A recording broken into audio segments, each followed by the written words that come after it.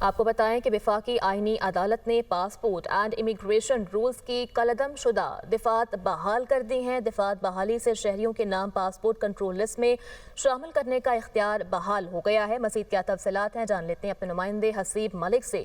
حسیب آگاہ کیجیے گا۔